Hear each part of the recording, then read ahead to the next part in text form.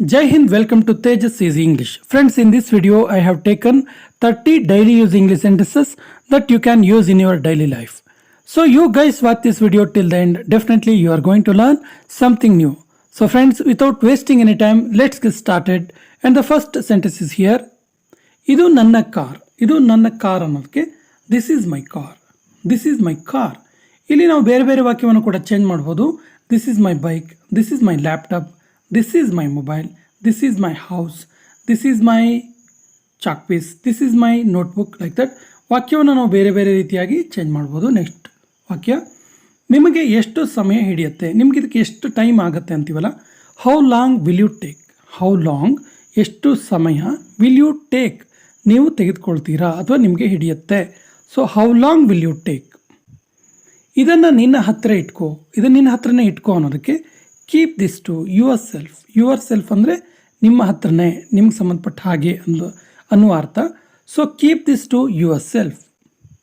ನಿನ್ನ ಧ್ವನಿ ಕಡಿಮೆ ಮಾಡು, ವಾಯ್ಸ್ ಸಣ್ಣ ಮಾಡು ಅಂತೀವಲ್ಲ. So lower your voice. Lower your voice. ನೀನು ನನ್ನ ಮನಸ್ಸಿನ ಮಾತನ್ನು ಆಡಿದೆ, ನನ್ನ ಮನಸ್ಸಲ್ಲಿ ಏನಿತ್ತೋ ಅದನ್ನೇ ನೀನು ಮಾತಾಡಿದೆ ಅಂತೀವಲ್ಲ.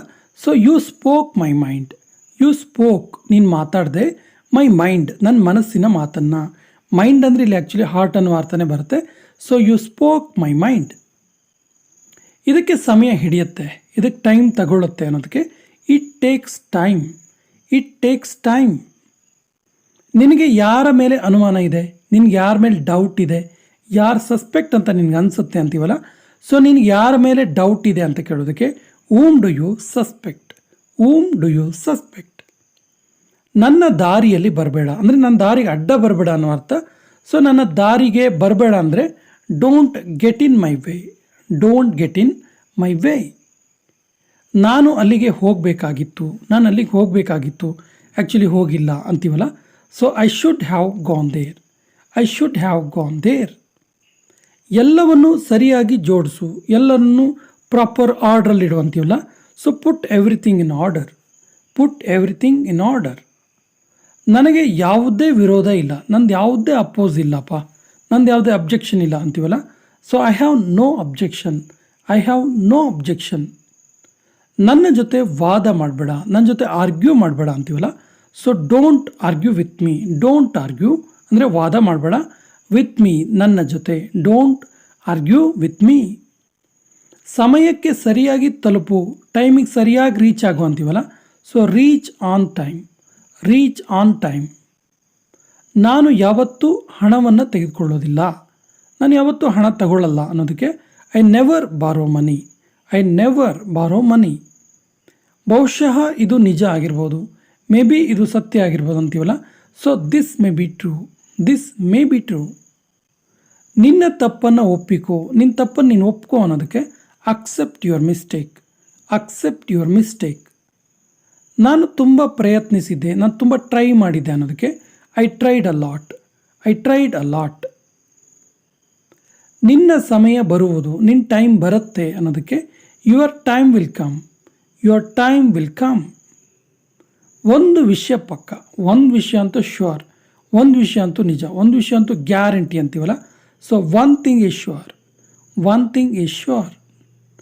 ನಿನಗೆ ಇದು ನೆನಪಿತ್ತಾ, ನಿನಗಿದು ನೆನಪಿತ್ತಾ ಕೇಳೋದಕ್ಕೆ did you remember this. Did you remember this. ಅವನು ಎಲ್ಲ ಹಣ ಕಳೆದುಕೊಂಡನು, ಅವನು ಎಲ್ಲ ದುಡ್ಡನ್ನು ಕಳ್ಕೊಂಡ ಅನ್ನೋದಕ್ಕೆ he lost all his money. He lost, ಅವನು ಕಳ್ಕೊಂಡ, ಆಲ್ ಹಿಸ್ ಮನಿ, ಅವನ ಎಲ್ಲ ಹಣವನ್ನು. ನಿನ್ನ ಸಮಯ ಮುಗೀತು, ನಿನ್ನ ಟೈಮ್ ಮುಗೀತು ಅಂತ ಹೇಳೋದಕ್ಕೆ your time is up.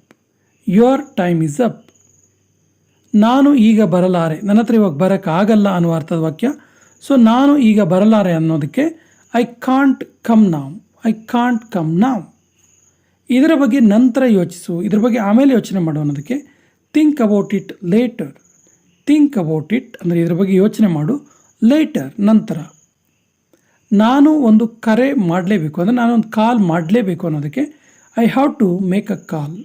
I have to ಅಂದರೆ ಮಸ್ಟ್ ಆ್ಯಂಡ್ ಶುಡ್ ಅಂತೇಳಿ. So I have to make a call. ಇಲ್ಲಿಗೆ ಯಾರು ಬರೋದಿಲ್ಲ, ಇಲ್ಲಿಗೆ ಯಾರು ಬರಲ್ಲ ಅನ್ನೋದಕ್ಕೆ no one comes here. No one comes here. ನಾನು ನಿನ್ನನ್ನು ನಂಬೋದಿಲ್ಲ, ನಾನು ನಿನ್ನ ನಂಬಲ್ಲ ಅನ್ನೋದಕ್ಕೆ I don't trust you, I don't trust you. ಇದು ಆಗಲೇಬೇಕಿತ್ತು, ಇದಾಗಲೇಬೇಕಿತ್ತು ಅಂತೀವಲ್ಲ. So it had to happen, it had to happen. ಅವನಿಗೆ ಹೇಳುವ ಅವಶ್ಯಕತೆ ಇಲ್ಲ, ಅವನಿಗೆ ಹೇಳೋ ನೀಡಿಲ್ಲ ಅಂತೀವಲ್ಲ. So no need to tell him, no need to tell him. ಬೇರೆಯವರ ಮಾತನ್ನು ಕೇಳಬೇಡ. ಬೇರೆಯವ್ರ ಮಾತನ್ನು ಯಾಕೆ ಕೇಳ್ತೀಯಾ, ಬೇರೆಯವ್ರ ಮಾತನ್ನು ಕೇಳಬೇಡ ಅಂತಿರ್ತೀವಲ್ಲ. ಆ್ಯಕ್ಚುಲಿ ಇದು ಕೊನೆಯ ವಾಕ್ಯ. ಇದಕ್ಕೆ ಸರಿಯಾದ ಇಂಗ್ಲೀಷ್ ವಾಕ್ಯವನ್ನು ಕಮೆಂಟ್ ಬಾಕ್ಸಲ್ಲಿ ಕಮೆಂಟ್ ಮಾಡಿ. ಮತ್ತು ನಮ್ಮ ಚಾನಲ್ ಫಸ್ಟ್ ಟೈಮ್ ನೋಡ್ತಾ ಇದ್ದರೆ ಸಬ್ಸ್ಕ್ರೈಬ್ ಆಗಿ ಅಂತ ಹೇಳ್ತಾ ಇವತ್ತಿನ ಸೆಷನ್ ಕಂಪ್ಲೀಟ್ ಮಾಡ್ತಾ ಇದ್ದೀವಿ. ಜೈ ಹಿಂದ್.